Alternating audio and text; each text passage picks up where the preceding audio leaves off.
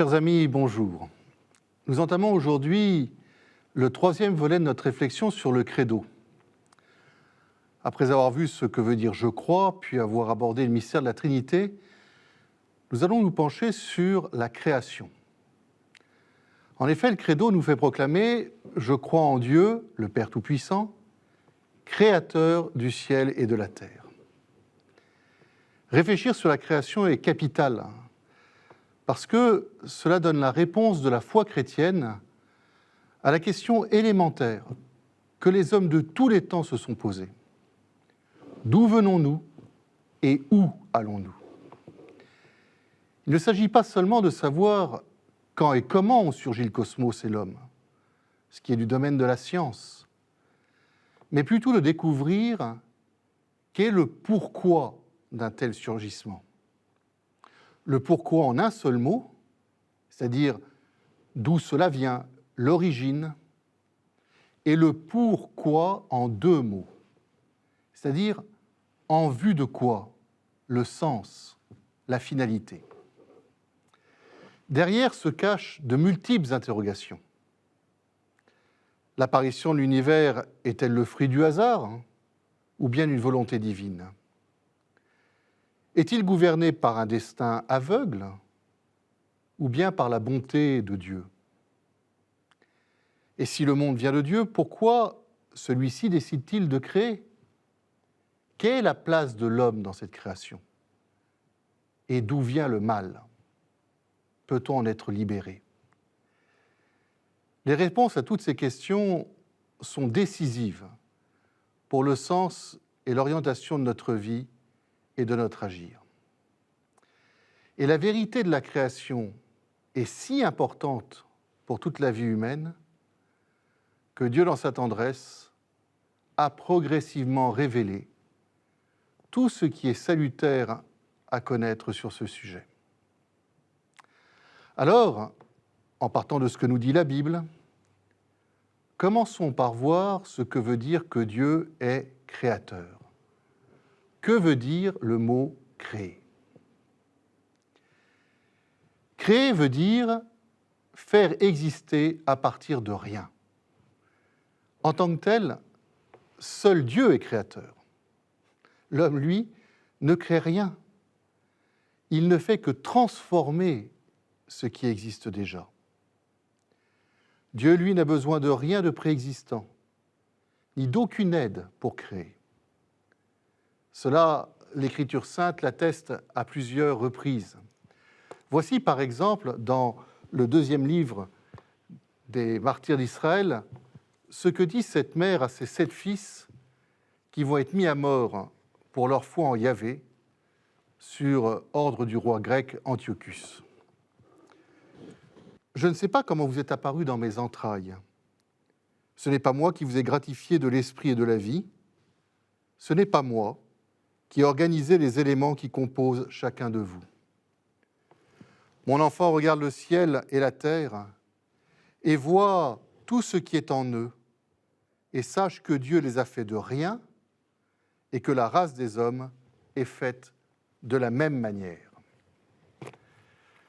Saint Théophile d'Antioche, quant à lui, commente ainsi l'acte créateur à partir de rien.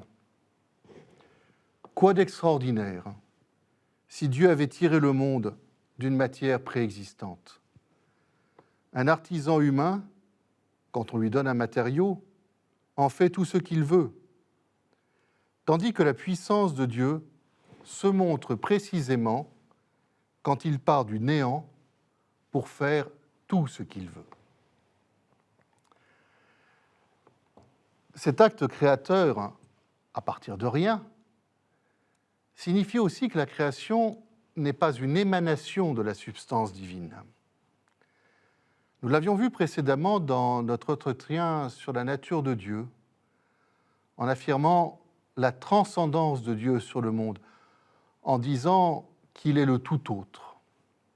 Dieu est infiniment plus grand que toutes ses œuvres, comme le dit le livre de Ben Sirac le Sage ou les psaumes. Le Seigneur est le grand, au-dessus de toutes ses œuvres. Sa majesté est plus haute que les cieux, et à sa grandeur, il n'y a point de mesure. Mais en même temps, parce qu'il est le Créateur, cause première de tout ce qui existe, Dieu est présent au plus intime de ses créatures.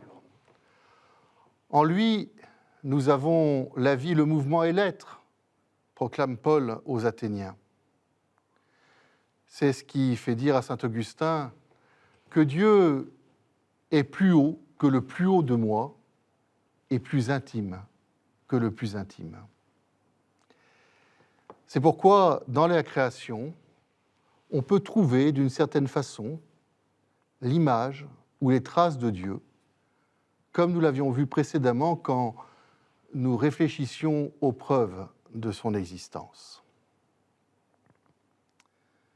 De ce qui vient d'être dit, on peut déduire aussi que Dieu n'abandonne pas sa création à elle-même. Il ne lui donne pas seulement d'exister, mais il la maintient à chaque instant dans son existence. Il lui donne la capacité d'agir et il la guide. Comment une chose aurait-elle subsisté si tu ne l'avais pas voulu?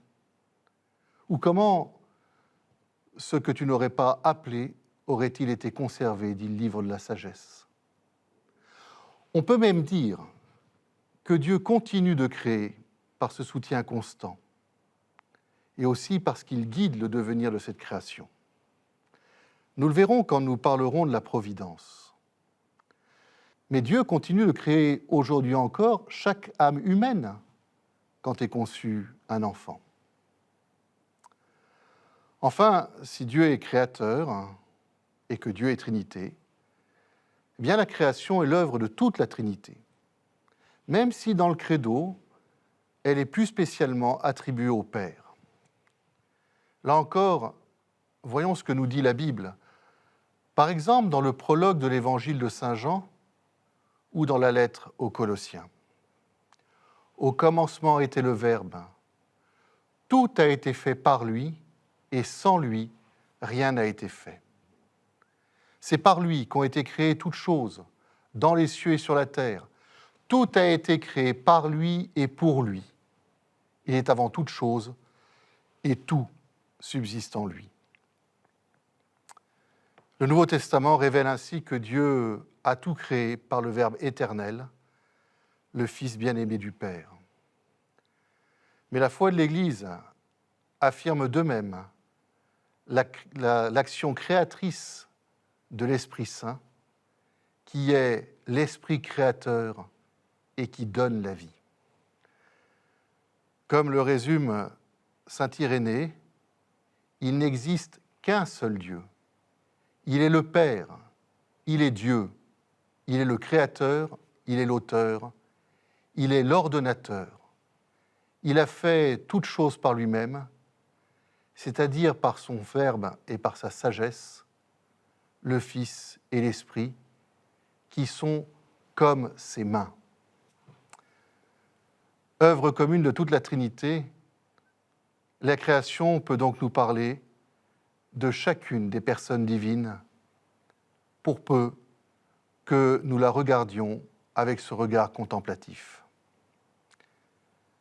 La prochaine fois, nous verrons pourquoi Dieu crée l'univers et ses merveilles, que la création est le fruit de l'amour et est appelée à l'amour. À très bientôt.